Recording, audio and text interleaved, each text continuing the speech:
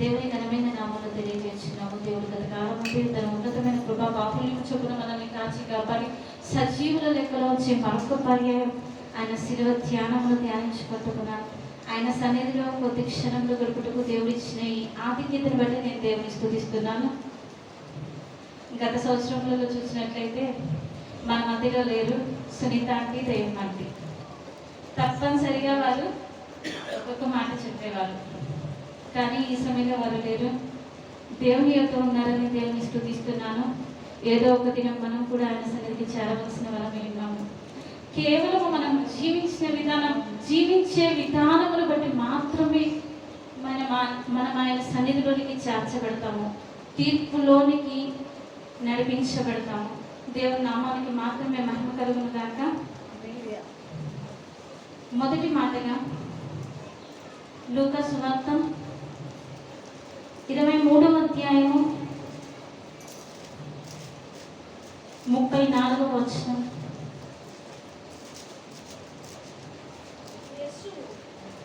యేసు,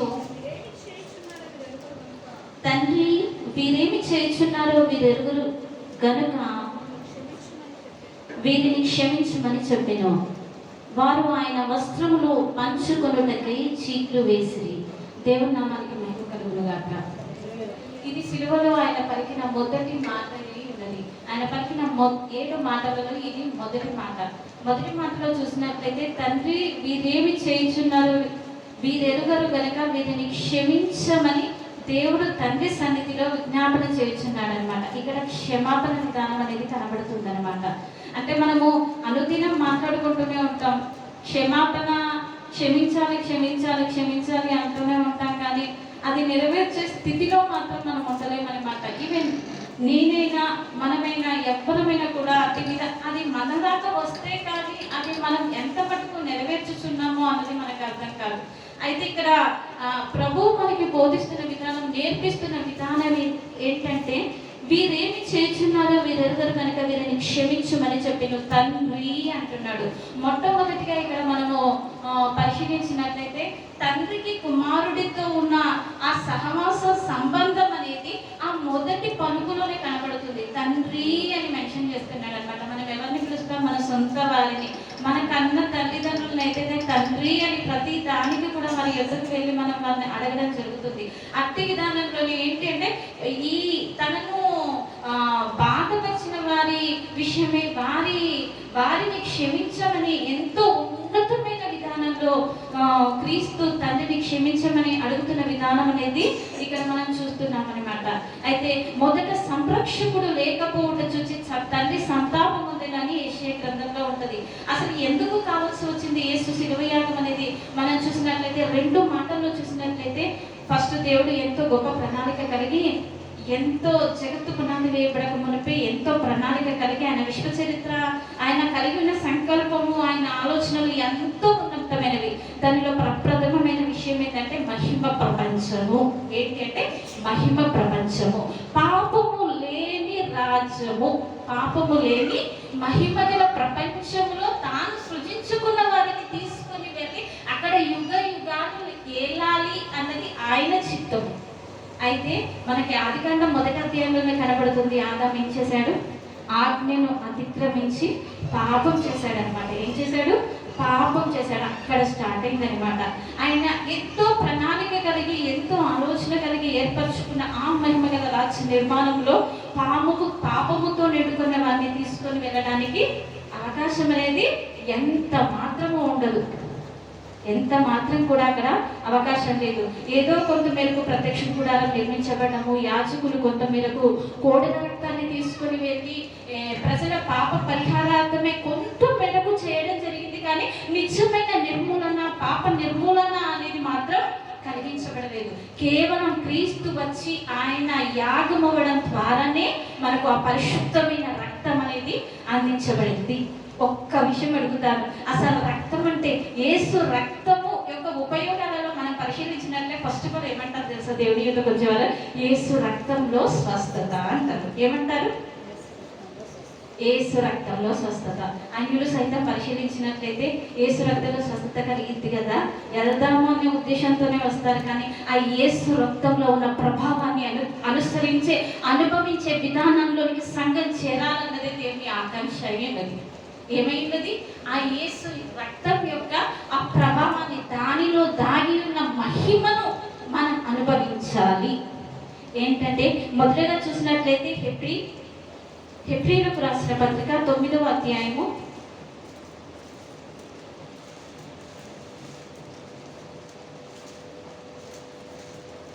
9వ అధ్యాయము 14వ వచనం చూసినట్లయితే, నిత్యుడు ఆత్మ ద్వారా తన్ను తాను దేవునికి నిర్దోషినిగా అప్పగించుకొనిన క్రీస్తు యొక్క రక్తము నిర్జీవ క్రియలను విడిచి జీవం యొక్క దేవుని సేవించుటకు మీ మనస్సాక్షిని ఎంతో ఎక్కువగా శుద్ధి చేయును అని పౌలు భక్తుడు సంఘములకు రాస్తున్నాడు అనమాట. ఏంటట? నిత్యుడు ఆత్మ ద్వారా తన్ను తాను దేవునికి నిర్దోషినిగా అప్పగించుకొనిన క్రీస్తు యొక్క రక్తం. నిర్దోషినిగా అంటే పాపము లేని పరిశుద్ధమైన కల్వరి యవ్వన రక్తము. ఈ రక్తములో మహిమ ఉన్నది, ప్రభావము ఉన్నది. మనం బలిపీఠాన్ని సమీపించేటప్పుడు కానీ, ఆయన రక్త మాంసములలో భాగం అయ్యేటప్పుడు కానీ, దాని యొక్క విధానాన్ని, దాని ప్రభావాన్ని మనము దానిని అనుభవిస్తేనే అది మనం కార్యం జరిగిస్తుంది. కానీ ఏదో కళ్ళలో చెరివేసి రక్త మాంసములలో భాగమయ్యి ఏదో మామూలు స్థితిలోనే ఉంటే అది మామూలు స్థితిలోనే మనం గడపడానికి అవకాశం ఉంటుంది తప్ప, ఆయన అత్యున్నతమైన విధానాన్ని, అత్యున్నతమైన రక్తంలోనో ప్రభావాన్ని మనము గ్రహించలేని విధానంలోనే మిగిలిపోతాం అన్నమాట.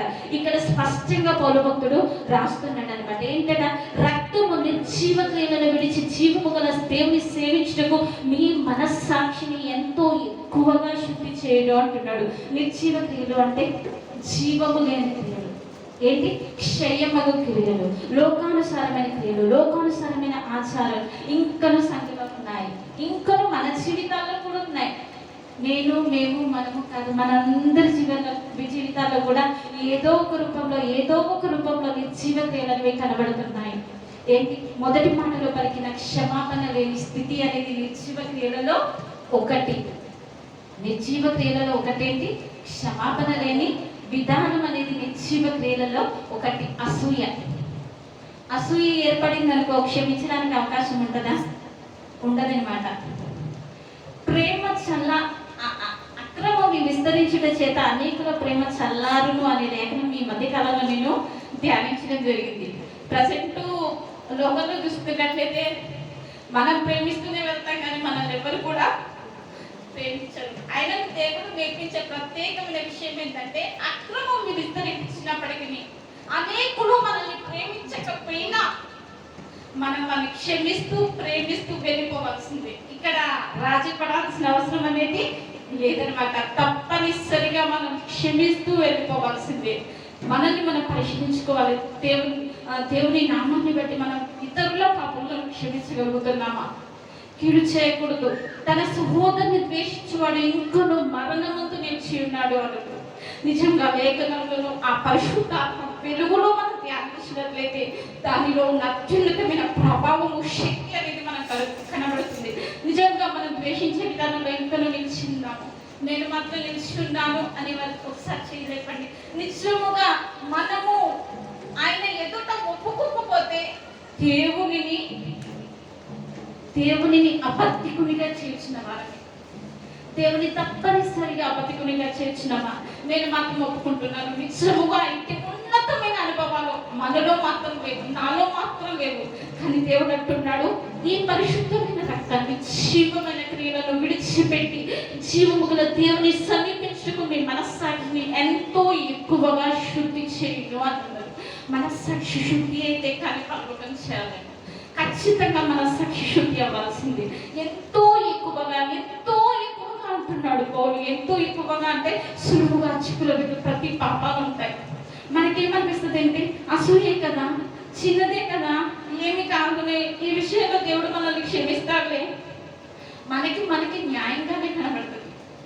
దేవుడు మొట్టమొదటిగా సిలువలో పలికిన మాట ద్వారా తెలియజేసేది ఏంటంటే, క్షమాపణ విధానం అనేది మనలో తప్పనిసరిగా కలిగి ఉండాలి అంటున్నాడు. ఇంకో విషయం చూసినట్లయితే ఒక స్వస్థత మాత్రమే కాదు, ఆయన రక్తం ద్వారా మనం పొందుకునే విధానాలలో ఒక స్వస్థతతే కాదు. మొదటి యోహాను పత్రిక చూసినట్లయితే మొదటి యోహాను పత్రిక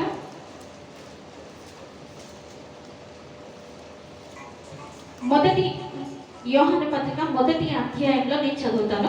యేసు రక్తం ప్రతి పాపము నుండి మనలను పవిత్రంగా చేయు, మనం పాపం లేని వారిని చెప్పుకొనినేలా మనలను మనమే మోసపుచ్చుకుందుము, మరియు మనలో సత్యం ఉండదు అంటున్నాడు. యేసు రక్తం ప్రతి పాపము నుండి మనలను పవిత్రంగా చేయు. ప్రతి పాపం అంటే, అసలు పాపం అంటే సకల దుర్నీతియు పాపము అని ఉంది. సకల దుర్నీతి, నీతి కానిది. నీతి ఏంటో మనకు తెలుసు. నీతి మనము చెయ్యట్లేము అంటే మనం దుర్నీతిలోనే నిలిచి ఉన్న వారము అని అర్థం. అంతేనా? అసూయ కలిగి ఉండడం, కక్షలు కలిగి ఉండడం, కలహము కలిగి ఉండడం, క్షమాపణ లేని స్థితి ఈ దినమున మరి అధికముగా మనల్ని ప్రభు నుండి దూరము చేసే ప్రత్యేకమైన విధానాలు. అసలు దేవుని యొద్దకు చేరుకునే విధానంలో మనల్ని ఏదో పెద్ద పెద్ద పాపం కాదు, ఇలాంటి చిన్న చిన్న పాపాలే దేవుని యొక్క శక్తిని మనము అనుభవించలేని స్థితిలోనికి తీసుకుని వెళ్తున్నాయి. అంత మాత్రమే కాదు, కనీసం వాటిని నేను ఈ స్థితిలో ఉన్నాను అని పరీక్షించుకునే అవకాశం కూడా అపవాదం మనకి ఇవ్వట్లేదు. ఏదో చిన్న పాపమే కదా, వారు నన్ను మోసం చేస్తున్నారు, నేను వారిని మోసం చేస్తున్నాను, వారు నన్ను క్షమించట్లేదు, నేను వారిని క్షమిస్తున్నాను. ఇంటి విధానంలో మనం బ్రతుకుతున్నాం తప్ప దేవుడు అంటున్నాడు, అక్రమం విస్తరించడం చేత అనేకుల ప్రేమ చల్లారును అని లేఖనంలో ఉంది, ప్రేమ కలిగి ఉండుడి అని కూడా లేఖనంలోనే ఉంది. అక్రమం విస్తరిస్తుంది, లోకంలోనే ఉంటుంది అక్రమం. మనంలో కూడా లోకంలోనే ఉంటాం, కానీ మనం కలిగి ఉండవలసినది మాత్రం ఆయన ప్రేమను మాత్రమే. ఆయన ప్రేమ శిలువలో చూపించడం జరిగింది, క్షమించే విధానాన్ని మనకు నేర్పించడం జరిగింది. ఇక్కడ చూసినట్లయితే ప్రతి పాపము నుండి మనల్ని పవిత్రులుగా చేయడు. సకల దుర్నీతియు పాపం. ఏమేం పాపాలంటే అనీతి, అపరిశుద్ధత, అవివేకము, అజ్ఞానము, ఇవన్నీ కూడా పాపాలే. ఇవన్నీ కూడా నేను ఖచ్చితంగా కనబడుతున్నాయి. అవివేకం, రకరకాల బోధలు వస్తున్నాయి. దినదినం వాక్యాన్ని ధ్యానించాలి. వాక్యంలో ఉన్న అసలు సత్యం ఏంటో మనం గ్రహించే స్థాయికి సంఘం అనేది ఎదగాలి. ఈరోజు రకరకాల బోధలు బోధించినప్పుడు ఏవి సత్యమైనవి, ఏవి అసత్యమైనవి అనేది బెరయ సంఘస్థులు పౌలు గారి బోధనను సహితం పరిశీలించే స్థాయికి చేరుకున్నారనమాట. అలా మనం చేరుకున్నప్పుడు మనకి పాజిటివ్గా అనిపిస్తే, ఈ వాక్యం సత్యము అనిపిస్తే మనం వింటాం, లేకపోతే న్యూట్రల్గా ఉంటాం. కాబట్టి ఏంటి, అవివేకం అనేది ఉండకూడదు, వివేకం అనేది ఉండాలి. దేవుడు ఇచ్చే వివేకము ఆత్మ ద్వారా వాక్యములు పరిశీలిస్తూ ఏ దుర్బోధనకు నిలిచి ఉండగా మనలను మనము కాపాడుకుంటూ ముందుకు వెళ్ళాలి. రానున్న దినాల్లో బహు భయంకరమైన దినములు అయినవి. సార్వత్రిక సంఘంలోని విపరీతమైన బోధకుల చేత తోడేళ్ల వలె సంఘములోనికి రాబోతున్నారు. కనుక కేవలం సత్యం మందు మనలను మనం ప్రతిష్ఠించుకొని దేవుని వాక్యము ద్వారా మనల్ని మనం కట్టుకుంటూ ఏ బోధన నమ్మకూడదండి, ఏ బోధన నమ్మకూడదు. నీకు వాక్యంలో కనబడితే పౌలు భక్తుడు అంటున్నాడు, నేను కాక పరలోకము నుండి వచ్చిన ఒక దూత కాక లేఖనంలో వేరొకటి ఏది చెప్పినా నమ్మొద్దనుంది. కాబట్టి ఏంటి అంటే వివేకం మనకు తోడుగా ఉండాలి. దేవుడిచ్చే వివేకము, వాక్యానుసారమైన జ్ఞానము మనలో ఉంటే ప్రతి ఒక్క బోధను పరీక్షించుకుంటూ మనకు ఉపయోగకరమైనది ఉంటే వెంటనే దాన్ని మన జీవితంలోనికి తీసేసుకోవాలి. వెంటనే మన జీవితంలోనికి తీసేసుకొని మన జీవితంలో ఉన్న ఆ దుర్నీతిని, అపవిత్రతను, అపరిశుద్ధతను ఏదైతే బోధిస్తుందో వాక్యం, వాటిని అన్నింటినీ తీసేసుకుంటూ దేవునిలో కట్టబడాలన్నమాట. అది రక్తం కలగజేసే విధానం. మొదటి చదువుకున్నాం కానీ జీవక్రియలను విడిచిపెట్టి మరీ అధికంగా మన మనస్సాక్షిని శుద్ధి చేయుటకు ఆయన రక్తం అనేది ఉపయోగపడుతుంది అనమాట. అతి రక్తము చేత మనం ముద్రించబడాలి. ఆ రక్తము మన తల మీదుగా నిత్యమును ఉండాలన్నమాట. ఆ రక్తం మనల్ని కాపాడాలన్నమాట. బాప్తిస్మం తీసుకొని ఆయన రక్త మాంసములలో పాలే భాగస్థలమైన మనం దినం మనల్ని మనం పరిశీలించుకుంటూ ఆయన కృపలో వర్తిల్లాలి. ఆ రక్తం మనపై నిలిచి ఉండాలన్నమాట. రెండో మాటగా చూసినట్లయితే అది లూకా సువార్త 23వ అధ్యాయము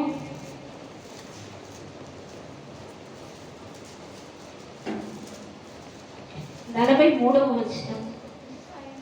అందుకు ఆయన వానితో, నేడు నీవు నాతో కూడా పరదేశంలో ఉందని నిశ్చయముగా నీతో చెబుచున్నాను నేను. ఇది ఆయన సిలువలో పలికిన రెండవ మాట. ఇక్కడ కూడా యాక్చువల్గా క్షమించే విధానమే కనబడుతుంది. అప్పటి మట్టి కూడా ఆ దొంగకు తెలీదు, ఏమీ తెలీదు, వాక్యం తెలియదు, రక్షణ తెలియదు, మానవసు తెలియదు, ఏమీ తెలియదు. బట్ ఇక్కడ దేవుడు అంటున్నాడు, నేను మేము నాతో కూడా పరదేశంలో అంటున్నాడు. ఒకే ఒక వ్యక్తి బాప్తిస్మం లేకుండా, రక్షణ లేకుండా, వాక్యం చదవకుండా పరలోకంలో స్థానం కొట్టేసిన ఏకైక వ్యక్తి బైబిల్లో ఈ దొంగయే. కారణం ఏంటి తెలుసా? ఒకటి మాట పైన ఇద్దరు దొంగలు ఉన్నారు. అక్కడ దేవుడు పరిశీలిస్తున్నాడు. ఇద్దరు దొంగలు ఆ క్షణాలనే వేసే జ్ఞానం అనేది త్రాసులో తూచాడు. ఇద్దరు దొంగలను త్రాసులో తూస్తే ఒక దొంగ తేలిపోయాడు. ఈ దొంగ మాత్రమే పరదేశంలోనికి వెళ్ళాడు అనమాట. ఏంటి ఆయన తూచిన విధానము అంటే, పైన చూసినట్లయితే రెండో వాడు అంటున్నాడు, నీవు క్రీస్తువా, నిన్ను నీవు రక్షించుకొనుము, మమ్మను కూడా రక్షించమని చెప్పాను. అయితే రెండవ వాడు వారిని గద్దించి, నీవు అదే శిక్షా విధిలో ఉన్నావు కనుక దేవునికి భయపడవా అంటే దేవుని భయం అంటే ఏంటో ఈ దొంగకి తెలుసు. ఇంకోటి ఏంటంటే, మనకైతే ఇది న్యాయమే. ఇక న్యాయయుక్తంగా మాట్లాడుతున్నాడు, చక్కని ఆలోచనతో క్రీస్తుతో మాట్లాడుతున్నాడు. ఇంకేమంటున్నాడు అంటే, మనకైతే ఇది న్యాయమే, మనం చేసిన వాటికి తగిన ఫలము పొందుచున్నాము, కానీ ఈయన ఏ తప్పిదమునో చేయలేదు. క్రీస్తుని గురించి సాక్ష్యం ఇస్తున్నాడు అనమాట. సిలువలో ఆ క్షణం ఏసే తప్పిదం చేసినట్టు, ఏసే సమస్తములకు వ్యతిరేకం అన్నట్టు తీసుకువెళ్ళి సిలువ వేసినప్పుడు ఆ సిలువలో వేలాడుతున్న పక్కన ఉన్న ఒక దొంగ సాక్ష్యం ఇస్తున్నాడు, మనకైతే ఇది న్యాయమే, కానీ ఏ తప్పిదమును చేయలేదు. ఏమంటున్నాడు? ఏ తప్పిదమును చేయలేదు అంటున్నాడు. దేవునికి భయపడవా అంటున్నాడు. దేవుని భయం అనేది ఇక్కడ కనబడుతుంది. రెండో విషయం ఏంటంటే, ఈయన ఏ తప్పిదము చేయలేదు అంటున్నాడు. ఇక్కడ క్రీస్తుని గురించి సాక్ష్యం ఇస్తున్న విధానం అనేది కనబడుతుంది. ఆయనను చూచి, యేసు నీవు నీ రాజ్యములోనికి వచ్చినప్పుడు నన్ను జ్ఞాపకము చేసుకున్నామనను. ఇంకో మూడో విషయం, దేవుడు యుగ యుగాలు రాజ్యం ఎలా పోతున్నాడని ఆ దొంగకి ఆ క్షణము అర్థమైందనమాట. ఎందుకంటే ఆ శిలువ మీద ఆయనే యూదులకు రాజు అని బోర్డు మీద ఉంటుందన్నమాట, రాపించాడనమాట. అక్కడ శిలువ వేయించినప్పుడు అంటే అక్కడ రాయించిన ఆ 4 అక్షరాలు ఆ దొంగ జీవితంలో కార్యం చేశాయి. ఏంటి? యూదుల రాజు ఇతడే అని ఆ అక్షరాలే అతనిలో కార్యం చేశాయి. క్షణం చాలు రక్షణలోనికి నడిపించబడడానికి ఒక క్షణం చాలు. అతని ప్రవర్తన విధానం ఏది ఏమైనప్పటికీ ఆ క్షణమందు పరిశుద్ధాత్మ దేవుడు తనలో కలిగించిన పశ్చాత్తాప విధానం అనేది కేవలం నాకు తెలిసి పరిశుద్ధాత్మ దేవుడు మాత్రమే ఒప్పింపచేయు ఆత్మలో వివేకమును అతనికి అనుగ్రహించాడు కాబట్టి అతనే రాజును అంగీకరించాడు. నీవు నీ రాజ్యములకు వచ్చినప్పుడు నన్ను జ్ఞాపకం చేసుకో అన్నాడు. బలమైన మర్మాలన్నమాట ఇది. నీవు నీ ఒక దొంగ గ్రహించాడు, నీవు నీ రాజ్యంలోనికి వచ్చినప్పుడు నన్ను జ్ఞాపకం చేసుకొని. ఎన్నో రోజులుగా వాక్యం ఉంటున్నా ఆయన రాజ్యములో ప్రవేశించినంత అత్యున్నతమైన అనుభవంతో, ఆత్మ జ్ఞానంతో మనం సిద్ధపడాలని ప్రభు పెద్ద మనం చేస్తున్నాను. ఇక్కడ విషయం ఏంటంటే, దొంగ చనిపోతే అక్కడ దొంగకి వెంటనే దేవుడు అన్నాడు, నీవు నాతో కూడా పరదేశంలో ఉండు అన్నాడు. అతనికి మరలా బ్రతకడానికి అవకాశం లేదు. మరలా యేసుని అంగీకరించడానికి బాప్తిస్మం తీసుకోవడానికి అవకాశం లేదు. కాబట్టి వెంటనే అక్కడ దేవుడు తనకి అవకాశం ఇవ్వడం అనేది జరిగింది. మనకి మాత్రం అటు విధానం లేదు. ఆల్రెడీ మనం బాప్తిస్మం తీసుకొని ఆయన రక్తంలో కొడుకోబడ్డాము అంటే మరణ దినము వరకు కూడా పోరాడవలసింది. ఆయన రక్తం మన తల మీదుగా ఉండవలసినది. వివేకము ఆ రక్తము ద్వారా మనం నేర్చుకోవలసింది. ఆ వివేకమును బట్టి మన ఆత్మీయ జీవితం నిరంతరములో నూతన ప్రవర్తన విధానంలోనికి మార్చుకోవలసిందే. ఎంత మాత్రమును కూడా ఇక్కడ రాజీ పడవలసిన అవసరం అనేది లేదనమాట. దొంగ ఏదో ఆటోమేటిక్గా వెళ్ళిపోయాడు. తనకంటే సమయం లేదు కాబట్టి వెళ్ళిపోయాడు. మరి మనం ఎప్పుడు మరణం అవుతామో తెలియదు. మరణం అయ్యేదాకా మన రక్షణను మనం కాపాడుకోవలసినది. అంతేనా? మరణం అయ్యే మట్టి కూడా మన ఆత్మీయ జీవితంలో మన రక్షణ విధానమును మనం తప్పనిసరిగా కాపాడుకోవలసిన వారమైనా. దేవుని త్రాసులో ఇద్దరు దొంగలు, ఒకరు తేలిపోయారు, ఒకరు మాత్రం నిలిచి ఉన్నారు. కేవలం కాసేపు జరిగిన పరిశుద్ధాత్మ కార్యమును బట్టి, దేవుడు ఆ హృదయములు తెరిచిన విధానాన్ని బట్టి ఒక దొంగకు పరలోక రాజ్యంలో స్థానం కలిగింది. నిజముగా గ్రహించాలి. దేవుని సన్నిధిలోనికి వచ్చాము అంటే ఇక్కడ పరిశుద్ధాత్మ దేవుని కార్యం తప్పనిసరిగా జరుగుతుంది అని గ్రహించాలి. పరిశుద్ధాత్మ దేవుడు మనం కూడుకునే సమయం కంటే ముందుగానే ఎంతో అపేక్షతో ఈ సన్నిధికి వస్తాడు. ఎంతో అపేక్షతో ఈ సన్నిధికి వస్తారు. గత ఆదివారం కాకుండా అంతకుముందు ఆదివారం పాటలు పాడుతున్న సమయంలోనే నాకు చక్కటి సింహాసనం కనబడింది. బలిపీఠం కదా, చక్కటి సింహాసనం. పరిశుద్ధాత్మ దేవుడు దాని మీద ఆసీనుడైన విధానం నేను చూచాడనమాట. పరిశుద్ధాత్మ దేవుడు స్పష్టంగా బయలుపరచడం జరిగింది. ఎంతో మంది వస్తున్నారు కానీ నా శక్తిని అనుభవించలేకపోతున్నారు అని. ఆ ఆరాధనలోని ఆంటీ సాక్ష్యం చెప్పారు. తదుపరి నేను అనుకున్నాను, ఇంకోసారి నన్ను నేను పరిశీలించుకోవడం జరిగింది. దేవా నీ సన్నిధి నాకు కావాలి, నీ సన్నిధి నన్ను తాకాలి అని అడిగి వెంటనే ఒక విధమైన బలమైన సన్నిధి నన్ను తాకడం జరిగింది. నిత్యముగా ఈ స్థలమందు దేవుడు ఉన్నాడు. నిత్యముగా దేవుడు ఈ స్థలమందు ఉన్నాడని నమ్మినట్లయితే నిత్యమ క్రియలను విడిచిపెట్టి జీవక్రియలు అంటే అక్షయమగు ఆ రాజ్యములోనికి మనల్ని సిద్ధము చేయు పరిశుద్ధాత్మ శక్తి అనేది నిత్యము మనకు తోడుగా ఉండి మనల్ని నడిపించి ఆ రాజ్యము కొరకు మనల్ని సిద్ధము చేస్తుంది. దేవుని నామమునకు మాత్రమే మహిమ కలుగును గాక. నెబుకద్నెజరు తన త్రాసులో దేవుని త్రాసులో తూచినప్పుడు నెబుకద్నెజరు తేలిపోయాడు అన్నమాట. గట్టి మేయున్నట్లుగా నెబుకద్నెజరు చేయబడ్డాడు. బెల్షాస్సరు తేలిపోయాడు. యూదా ఇస్కరియోతు తేలిపోయాడు. దేవునితోనే ఉన్నాడు. 12 మంది శిష్యులలో ఒకటిగా ఎంచిపెట్టాడు. కానీ యూదా తేలిపోయాడు. ఎందుకు? మనము శక్తిని అనుభవించడానికి ఎక్కువ సమయం పట్టదు, ఆత్మను కోల్పోవడానికి కూడా ఎక్కువ సమయం అనేది పట్టదు. తప్పనిసరిగా ఇదొకటి మదిలో ఉంచుకోవాలి. ఎందుకంటే ఆ క్షణం మన హృదయంలో జరుగుతున్న ఆ సంఘర్షణలో మనం ఏ స్థితిలో ఉన్నాం, శరీర క్రియలు నెరవేర్చే స్థితిలో ఉన్నామా, ఆత్మ సంబంధమైన క్రియలు నెరవేర్చే స్థితిలో ఉన్నామా అన్నది ఇంపార్టెంట్. పౌలు భక్తుడు అంటున్నాడు, నా హృదయంలో 2 పోరాటాలు ఉన్నాయి అంటున్నాడు. శరీర నియమం ఉంది, దైవ నియమము 2 కూడా నాలో ఉన్నాయి అంటున్నాడు. శరీర క్రియలే పౌలు నెరవేర్చినట్లయితే ఇన్ని పత్రికలు పౌలు రాసి ఉండేవాడు కాదు. ఈ నిర్జీవ క్రియలు విడిచిపెట్టి జీవ సంబంధమైన క్రియలు మనము కలిగి మన మనస్సాక్షిని ఎంతో ఎక్కువగా శుద్ధి చేసుకోవడం అనే అమూల్యమైన మాట పౌలు విడుదలయ్యేది కాదు. కేవలం ఆయన రక్తంలో ఉన్న మహిమ యొక్క ప్రభావమును తెలియజేసే ఈ వాక్కు నేడు మనం ధ్యానించుకుని వచ్చే వారం కాదు. ఎందుకంటే పౌలు హృదయంలో ఉన్న 2 నియమాలలో దైవ నియమం మాత్రమే విజయం పొందింది. మనం కూడా మనల్ని మనం పరిశీలించుకుంటూ దైవ నియమములో కొనసాగుతూ దేవుని ఉన్నతమైన పిలుపునకే సిద్ధమవుతూ పరమ రాజ్యము కొరకే, పరమ సియోను కొరకే సంసిద్ధమే ఉండినట్టు దేవుడు కృప చూపును గాక. ఆమేన్.